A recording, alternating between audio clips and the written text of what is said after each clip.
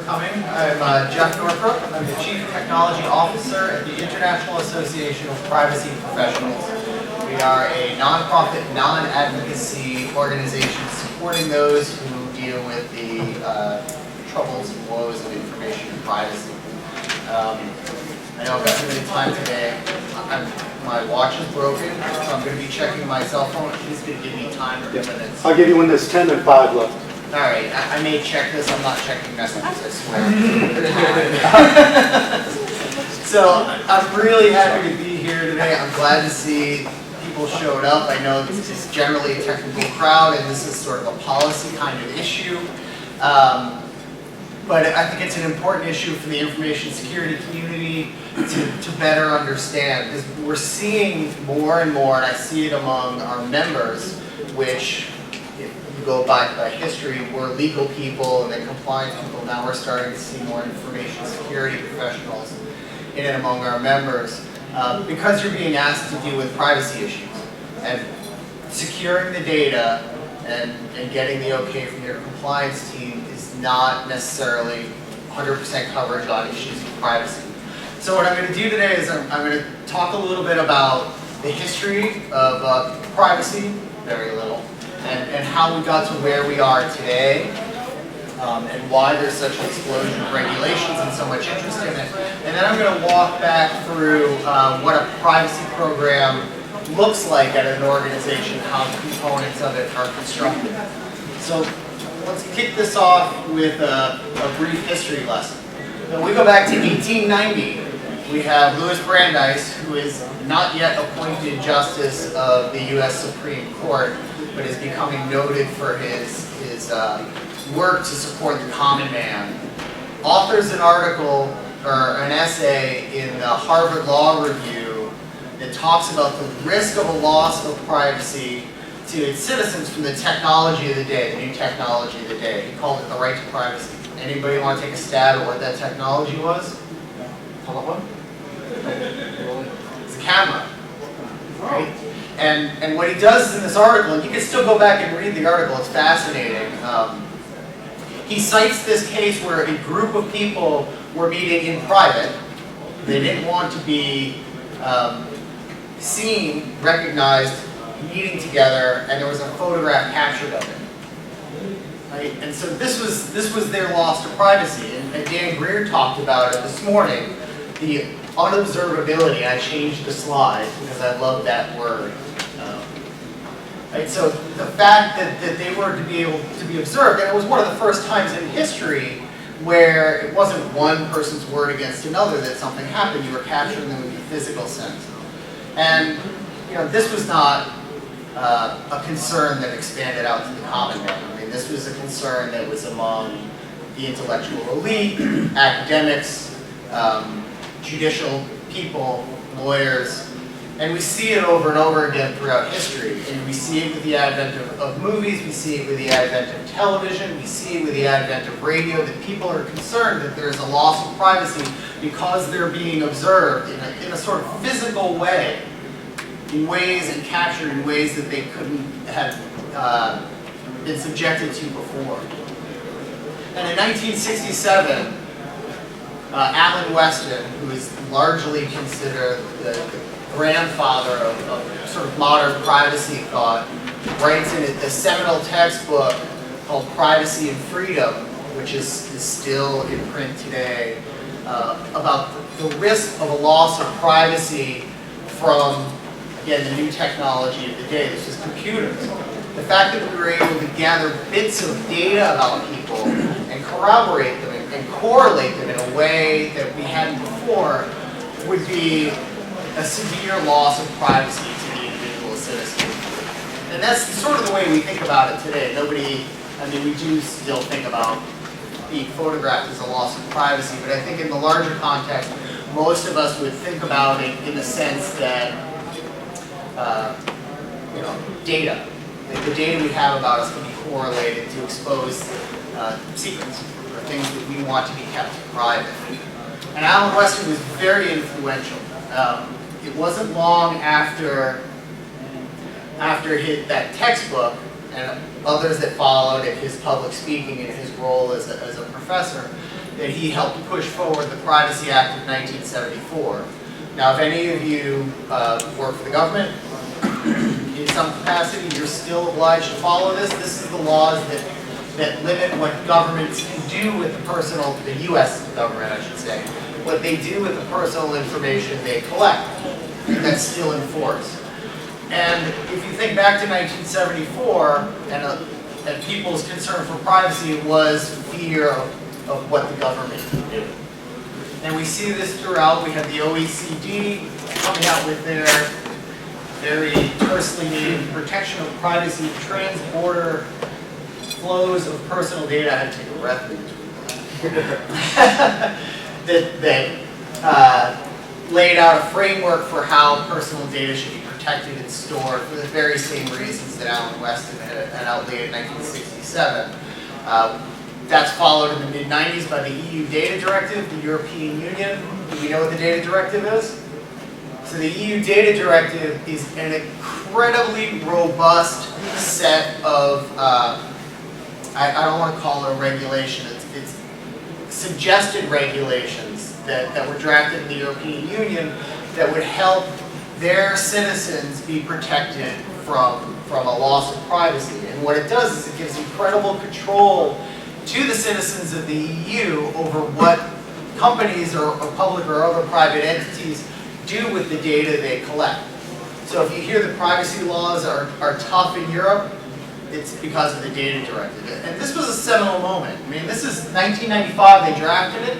In 1998, it was released. I mean, if you think about where the World Wide Web was at that point, it was in its infancy. And I don't want to get too deep into laws and regulations here because I don't think that's necessarily appropriate. But understand that directive, when it was set out, is still sort of the high mark for what a government can do to protect its citizens from a loss of privacy. The U.S. is not near that at all. And actually, if you want to look up something interesting, you can go. Forrester produces a heat map of privacy laws, and the hotter it gets, the more robust those laws are. If you look around the world, Europe is red hot, and Hong Kong and Singapore and Argentina are red hot. The U.S. is not quite ice cold as China, but really cold, right there with Russia with our laws. So our laws aren't robust at all. But we do have an awful lot of laws here, and they're sectoral based. Right? So we have, right around the time the EU Data Directive came out, we decided to protect our citizens not just from the government, but also from health. We get HIPAA, followed by the bad actors around 2000, remember Enron and WorldCom and Adelphia and on and on and on, and proliferation of data breaches and loss of credit cards. We get SOX and Graham-Leach-Bliley, and then FERPA to protect students. We got COPPA protecting children. We got the Fair Credit Reporting Act, which actually creates some of that, and on and on and on. And we have this menagerie of laws and regulations. Not to mention it, and Dan Greer this morning, Dr. Greer talked about the California data breach notification law. That is one of 46 different laws across this land. I believe he hinted that there were some differences among different states. There are a lot of differences among the states. There are 46 laws among 48 states. All protect their citizens' privacy in a different way. It's a mess. And the regulations are prolific. They're very recent. If you look at the history from Louis Brandeis back in 1890 to 1967, and then from 1967 to the mid-90s, which is the EU Data Directive, to today, it's been a veritable explosion, and it's not slowing down. Dr. Greer also mentioned there are 25 bills throughout the Congress right now talking about cybersecurity. Almost every single one of those has some privacy component to it as well. So they're coming. If I could interrupt you with a quick question, Yeah. feel free to take it offline. Can you comment on the level of compliance burden for the EU Data Directive, which provides more robust privacy protection for citizens versus the U.S. patchwork approach to laws. Do you have an idea of what the compliance burden is relative to those two? Can you repeat the question, please, for the recording? Sure. So you want to talk about how difficult it is to comply with the EU regulations Level of versus, Yeah. they're worlds apart. So there's two things with the EU data directive. One is it's a framework. It's actually not a regulation. So when it was released in 1998, and I'm not going to spend too long on it, we can certainly talk about it offline. When it was released in 1998, they intended the European member states to adopt it sort of whole cloth and maybe tweak it a little bit. It was haphazardly adopted. It's like a Swiss cheese. So Germany is really robust, and Italy is kind of robust, and France is not so great, and the UK's got its own set of laws. They're very difficult to comply with if you're operating within those countries. If you're just doing transport of data flows, we have safe harbor laws here. And if you're safe harbor compliant, then generally you're okay. The laws here in the US are, we're a libertarian kind of society. So if there's no harm done, we're not going to create a law around it. Well, they're using health data, HIPAA. They've lost credit card data. We need PCI, and on and on and on. The compliance is tough, and I'll talk about how laws and regulations roll into a program, so you can work with those. And that sort of leads into my next slide. Is that we're security professionals. We know how to secure the data, and securing the data is really important. Any compliance people in here? So a couple of compliance people. We have compliance is a growing function within an organization. Laws and regulations are complicated. We need compliance professionals to help us manage those. Compliance is great too. The two definitely need to work together, right? Compliance people. But it's still not. That still doesn't cover the entirety of privacy. And we have two very recent examples that are that highlight why that's the case. One is PAC, the mobile app. It's a social platform for mobile applications. When they said in their privacy policy that, hey, when you install our application, we're gonna mine your address book that's on your phone and upload it as part of our installation. It's sort of obtuse language within a privacy policy, and they said it. Click their yes, I agree, okay, whatever it was, and it did this. When it came out in the public that this is actually happening, I don't know if somebody read the privacy policy or reverse engineered the app or whatever they did, it blew up. It exploded on them. And the FTC came down on them. And very recently, they agreed to a settlement. I don't think they actually admitted guilt, but they agreed to a settlement where they're under a 20-year consent decree that requires them to subject themselves to a privacy audit every year and submit the results to the federal government to ensure that they're compliant. Right? But they didn't overtly break any laws. And the same thing happened with Google. It's happened with Google a number of times. The most recent one is the Street View debacle, is how we call it. Right? So they were driving around with their camera on their car, mapping things, and one of their engineers decided, we could use, this would be kind of cool. Let's, just out of pure interest, not really business interest, just curiosity, let's collect the Wi-Fi traffic from unsecure routers on public streets and not trespassing, and they did. And I don't know if they ever got to the point where they found any interest in it, but when the FTC got wind of what they were doing, it came down on them again. They paid $7 million, they recently settled, and again, no admission of guilt, they settled for a $7 million fine.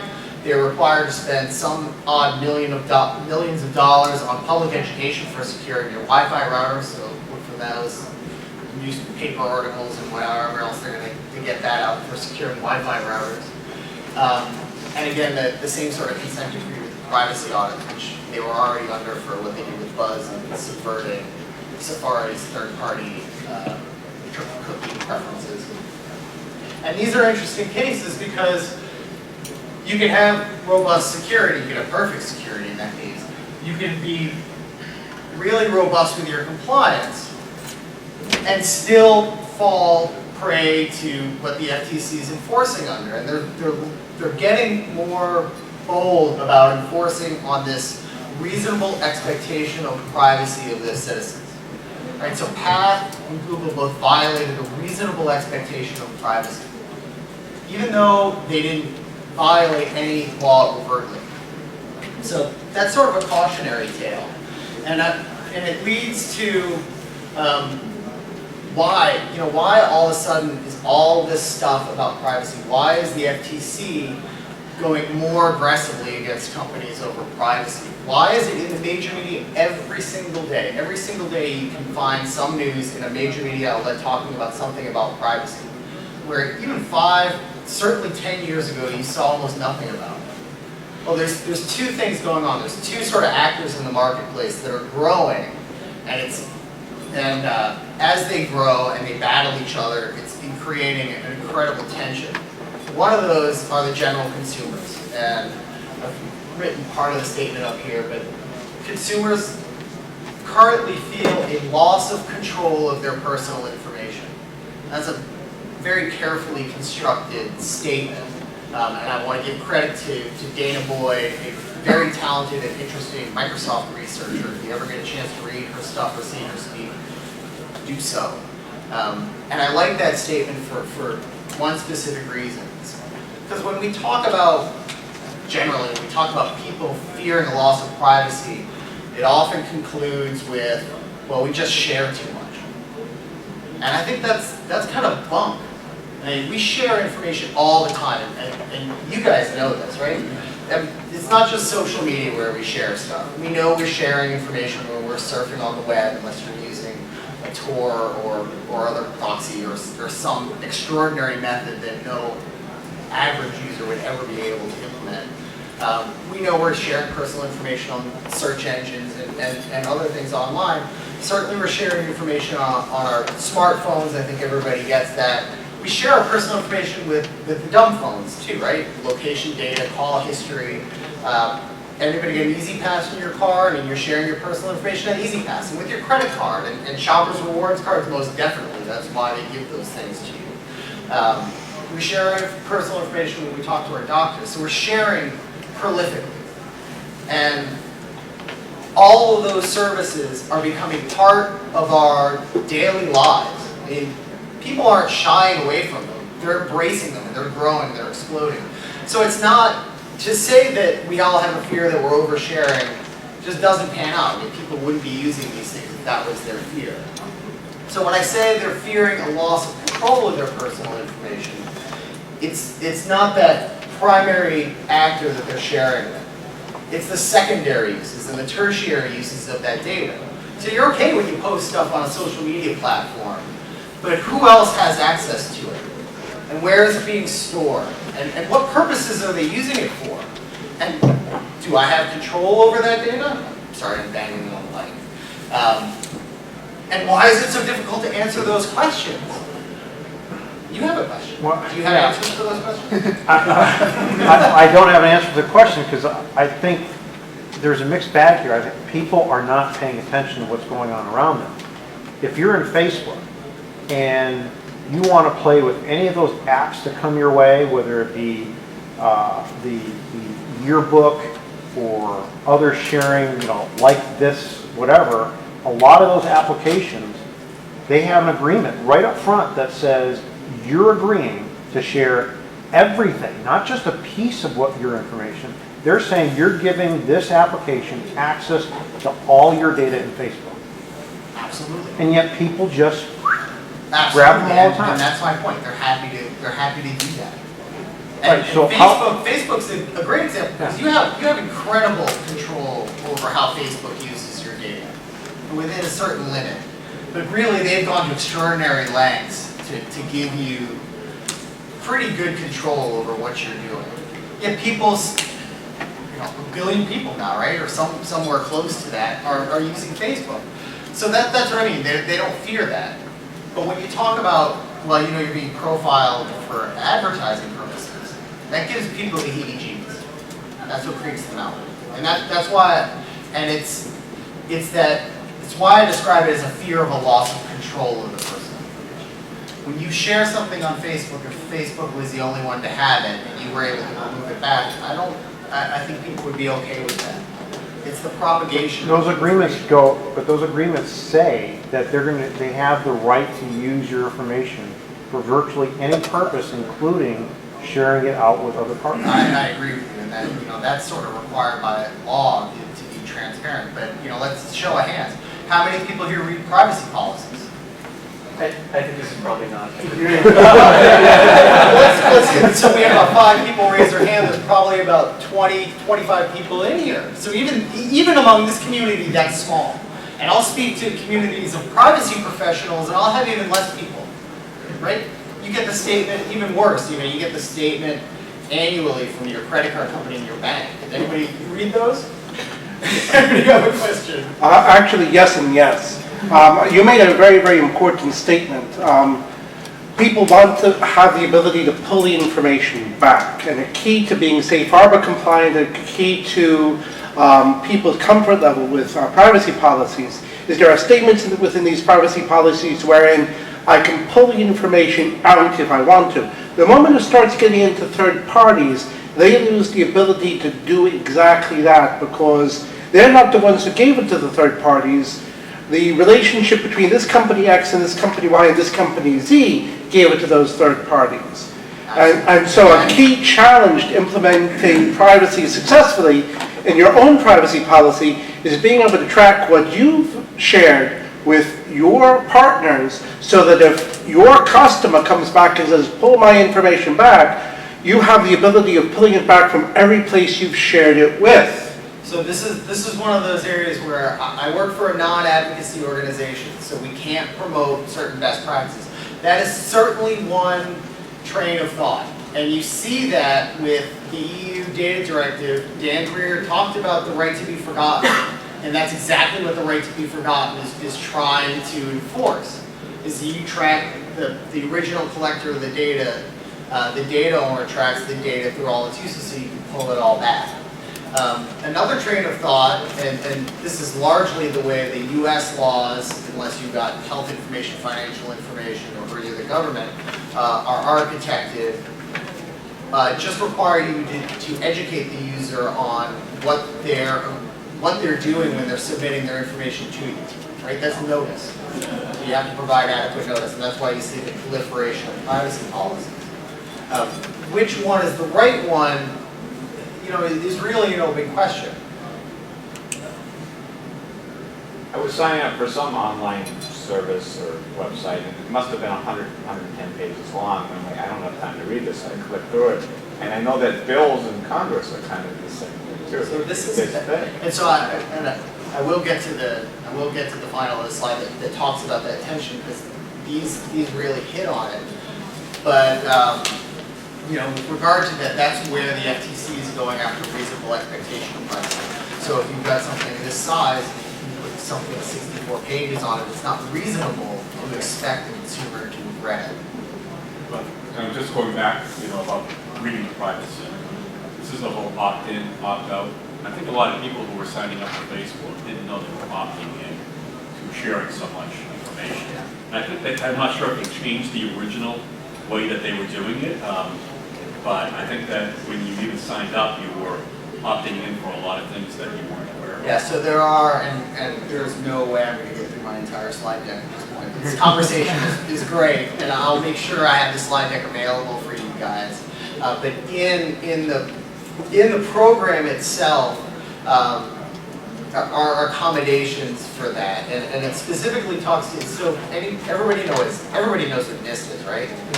Yeah. The 800-53 publication is their security controls. They just updated that with a new revision. There's no longer, I think it was information security controls for federal agencies, blah, blah, blah, blah. It is now information security and privacy controls. And they added an entire appendix of just privacy controls that really outline what a privacy program should look like. And and I'll just make the point now, I was going to make it later, but I think it's important to recognize the significance of that they're specifically calling out the information security community to handle privacy issues for the US federal government. Now, a lot of other people voluntarily adopt those NIST standards, but it's one of those things to watch, whether that's a bellwether, and I don't know if SANS or CERT will start including privacy controls. AICPA certainly has something in it. It's one of the reasons why I'm here, is that you guys are being, I think I said it at the beginning, you guys are being called upon to handle privacy issues more and more. So let me finish this tension. So we've got consumers fearing loss of control of their personal data. On the other hand, we have the ever-present march of technology. And again, Dr. Greer talked about this morning how it was just easier to keep all the data you had. It was cheaper than to try to analyze it. We have massive amounts of data, and Moore's Law has given us the ability to collect and store and process unlimited amounts of data very inexpensively. And there are businesses built around this. This is the big data thing. Right? I hate the term big data, so I'm just going to say data analytics. But data analytics, where not that long ago was really a slick competitive advantage. If you were doing sophisticated data analytics in the early 2000s, you were cutting edge. Right? It is now sort of a cost of doing business. Everybody's doing some form of data analytics. I mean, Walmart's certainly doing it to control their inventory, but the WHO is using data analytics to find flu epidemics, and the UN is using it for political outbreaks, find out where the political hotspots are likely to be. And it's improving our quality of life in many ways, and it's driving business innovation, and it's bolstering our economy. And data analytics is sort of the next evolution of our technology growth. And if you think of that as an engine, right? The engine driving all of these things, what's the fuel? Well, it's personal information in a very significant way. And so if you think, this is bolstering our economy, it's driving innovation, and it's improving our quality of life, everybody loves it. But you marry that with the fear of loss of control of personal information, and you're really set up for a great deal of tension. And that's what we're seeing in the marketplace. And if there's one thing I want everybody to take away from here, it's that. Because that's causing all the regulations. I mean, the regulators, as cynical as we are about our politicians, they do try to resolve it. But it is incredibly difficult to, at once, reduce people's fear without stifling business innovation. And this is where you get the tension. You have the EU regulations that really try to reduce fear. And people have a lot of trouble doing business and innovating in that environment. We have the US where, well, if you tell them what you're doing with the data, you can do anything you want with it, and it drives innovation. Nobody's found the correct solution for that. So where does that mean we're going? Well, there's two things we need to do to get privacy right. One is accountability. And the information security community, compliance folks, we get accountability, right? We have programs in place, we do reporting, we have metrics, we do all of these things to ensure that we're protecting our data and we're managing our risk, and that makes, and we're okay with the accountability for having lost that. We're comfortable with that. Transparency is something the information security doesn't do very well. Notifying the consumer why you're collecting the data, how long you're going to store it for, how you're protecting it, what kind of controls they have over them. That's where privacy is going. And whether it's the EU model or it's the US model or the model that's in Asia, and Asia has some very robust laws that are very different than both of those. It's largely looking to educating the consumer on what you're doing with their data and being accountable if you lose it or misuse it. And so the rest of this slide, I'm going to skip over it, but I'll mention one thing. It talks about how privacy is sort of proliferating out. I'm already down to 10 minutes. I have failed you guys in sticking to my slide deck. So, I was just talking about how important it is. I'll mention this one thing. This is a case in point of where privacy is going within an organization. David Hoffman, very well-known, respected privacy guy, was CPO of Intel forever, 10 plus years, came from a legal background. He's stepping aside to focus on policy for Intel, still there. In his place, instead of you know, the next in line for legal, they promoted Malcolm Harkin, who is their information security guy. He's their CISO. And they retitled him from Chief Information Security Officer to Chief Information Security and Privacy Officer. And they gave him the privacy program to run. Clearly a technical guy, no legal background whatsoever. And I'll leave that for you guys just to stick away in the back of your head. So let's talk about what a privacy program looks like. And this is sort of administrative stuff. You need somebody to head. Oh, go ahead. Yeah, just real quick. Having an internal privacy program, isn't that like the fox running the henhouse? No. Why would you not want an outsider, third party, to come in and say, instead of you doing all this yourself, as the retainer of Can data? you repeat the question? So yeah, would it be better off using an external organization to manage your privacy? Because I'm not sure why you would do that other than. Well, if you're the one using the data, why would you have strong privacy structures? Well, I mean that's sort of a cynical look at it. You know, that's like saying, would you only secure the data to the minimum legal requirement? Right, because it That's costs not you enough. more. There's brand problems. There's PR problems. There is certain risks, and I think a team that, and I don't know whether it's better to have an internal or external. I think that's up to the company, but having somebody that understands your processes, that knows the players, that understands the business units, is probably better set to talk to your board of directors or the CEO, CFO, COO, and get support. Would be my thought. It's basic risk management, and you want to manage risks internally, and that's why they're turning to a chief security officer to become a chief security and privacy officer, because what a chief security officer is very comfortable with is managing risk. What you want to do is very much like what you're doing with the security program. We have external audits through a SOC 2 program or through an ISO 27000X program. I want to make sure. External audits on the privacy side are essential. I think everybody understands. That's a great point, and I think we all understand that. I believe. So I'm gonna. Right, this is my auctioneer move now. 5 minutes. But have somebody to head a team. Get a team that's across. You know, somebody that you need. I have a chief privacy officer. It doesn't matter what the title is, but they have to have authority across business levels and be accountable to the board. And then gather a team from different business units and constituents within the organization so that you're properly managing the program. You're not just making decisions that may affect other areas, and setting a vision. And I'm going to skip the vision. Okay. Anybody speed reader? I'm sure. Yeah. Work within a framework. Information security, again, we have a lot of robust frameworks already to work with. There are some good ones with privacy. They are not nearly as mature or well accepted as security frameworks, but those are out there. And I have notes that go along with this deck that'll point to those. Set your metrics. NIST has a great document that helps with security metrics. There are a lot of privacy things in there as well.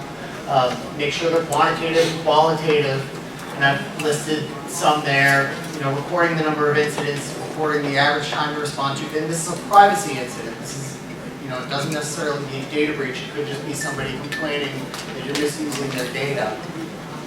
And then it goes down. And you know, if a privacy program is something new to you, just, you know, how many plans do you have existing that cover your data, how many employees you've trained, those sorts of things.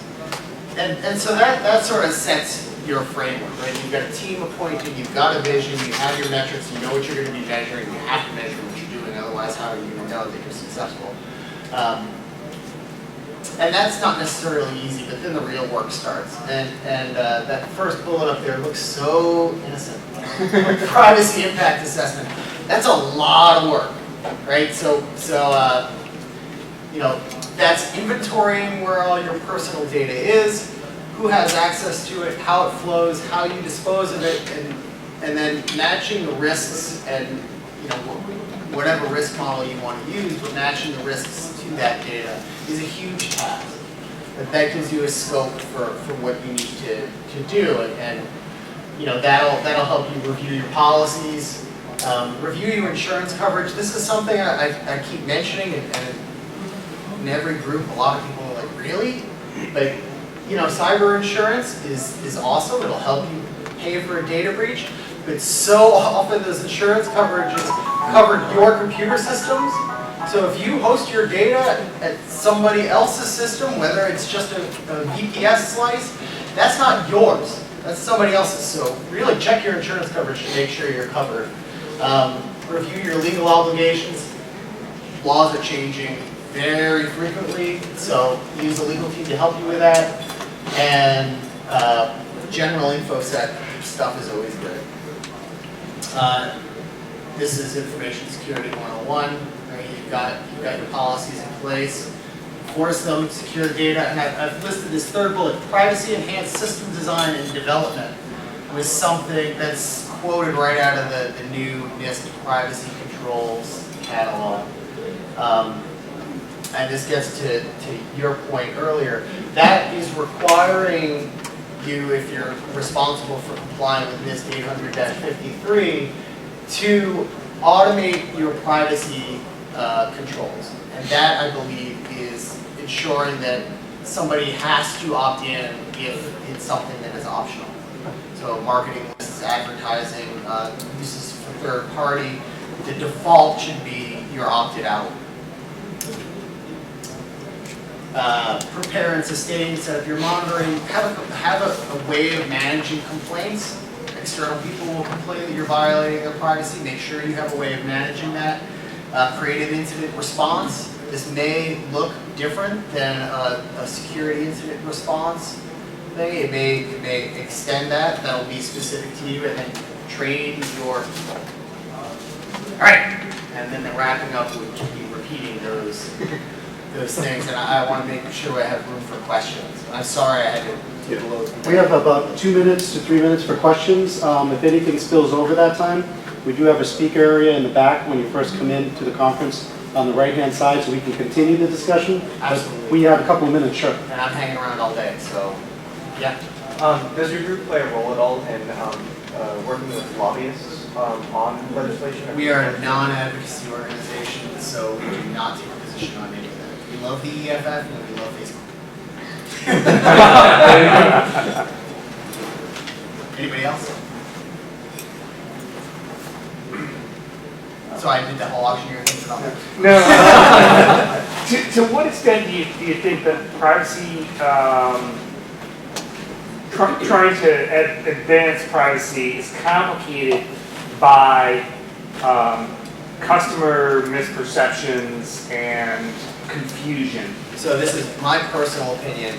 I Yes. think meaningful transparency is probably the most difficult, but the most important thing we can all work towards together. And by meaningful transparency, it means getting beyond the privacy policy that spells things out and communicating to the user in a way where they understand exactly what they're committing themselves to. Right? And there are a lot of people trying to do this. Facebook takes a lot of grief because they do an awful lot of work trying to be transparent. I mean, their business model is profiling people, so you know they try to be open with that. Google's got a whole good to know site. If you guys haven't seen it, it's a remarkable effort to try to gain some transparency. They've gotten grief for that too. That included consolidating their privacy policies, but that's an incredibly difficult problem. Important. Just comments or thoughts on general public awareness. You know, my mother-in-law will click any button in the world to play Scrabble online. And yeah. So that gets into policy, and I can't, as an officer of the IPD, I just can't comment on that. But I will point you to the NCSA, the National Cybersecurity Alliance. They had a Data Privacy Day, and they are making a recent effort to outreach to schools and to the elderly to educate them on privacy. Yeah. How do you get this paid for within any kind of company or anything? Because it's not at all important to the bottom line until it is. Well, And it's they don't a, it's care. a risk People pro- just don't it's a care. risk proposition. Yeah. Right? So I mean, there are very real costs to a data breach, but there are also a lot of costs to brand if things are misused. And you know, we're moving from you could say people vote for their wallet, but in a modern economy, if you're online with free service, people are voting with their data. So that's the proposition. We probably have time for one more question. Then You got it.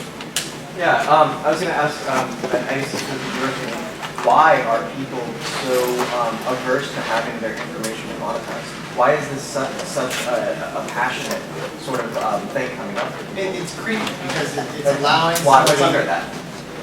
Well, I think that's a human nature question. You don't want somebody to know your deepest secrets unless you want them to know it. And this exposes those secrets for others to uncover without your consent. please remember to fill out your evals, and thank you very much.